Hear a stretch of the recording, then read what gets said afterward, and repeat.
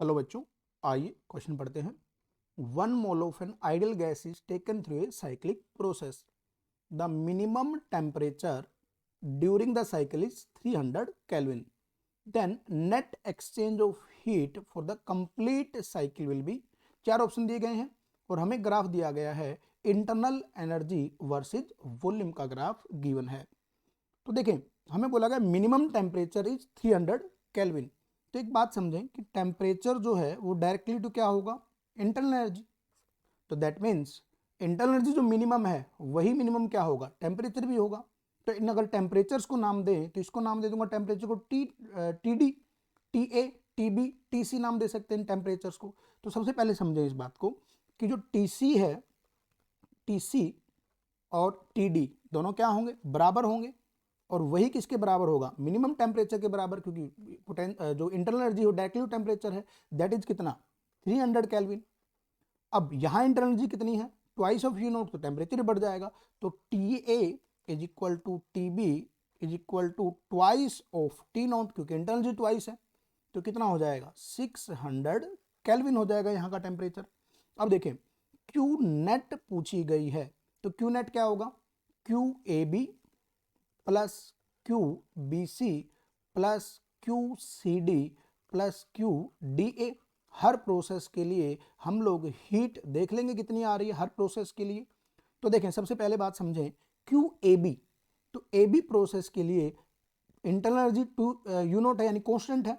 तो इस प्रोसेस के लिए, ए बी प्रोसेस के लिए अगर मैं ए बी की बात करूं तो क्यू ए बी के लिए हम लोग ये देखेंगे कि internal energy constant, that is temperature is equal to constant. और जब टेम्परेचर कांस्टेंट होगा, दैट मीन्स जब क्या होगा हमारे पास, टेम्परेचर क्या होगा, कांस्टेंट होगा, तो देखिए दैट इज आइसोथर्मल प्रोसेस हो जाएगा, आइसोथर्मल।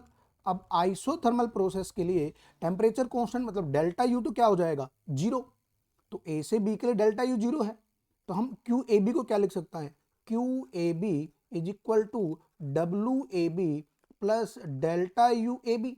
अब डेल्टा यू ए बी क्या हो जाएगा, कॉन्स्टेंट है तो जीरो हो जाएगा। तो जो क्यू ए बी है वो किसके ऊपर डिपेंड कर जाएगा, work done in A B. और कैसा प्रोसेस है, आइसोथर्मल है, तो आइसोथर्मल का वर्क डन जो है वही क्यू ए बी को देगा। और वो कितना होता है, Q A B is equal to that is N R T L N V final upon V initial.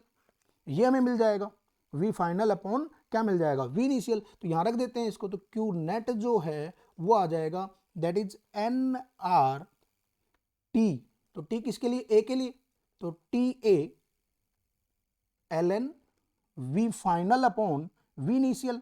तो V final upon V initial, ये हो गया Q A B. Plus Q B C के लिए वॉल्यूम क्या है, constant है, BC के लिए वॉल्यूम क्या है, कांस्टेंट है। तो वर्क डन क्या आएगा, इसके लिए जीरो आएगा। तो वर्क डन क्या आएगा, जीरो आएगा। तो दैट मीन्स इसके लिए कौन सा प्रोसेस, आइसोकोरिक।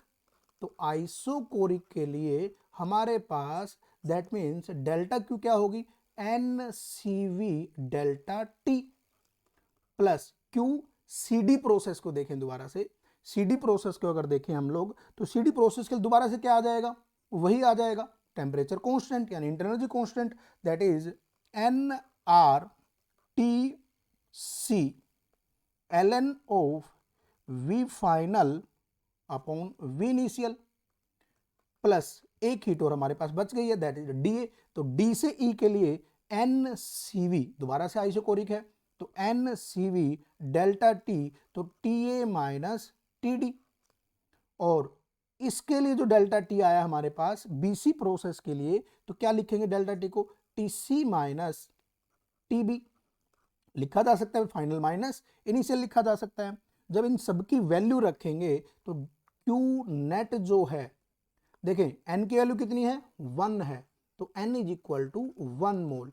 तो देखें 1 इंटू आर, आर की वैल्यू रख सकते हैं, आर की टर्म से पूछा गया तो आसान हो जाएगा।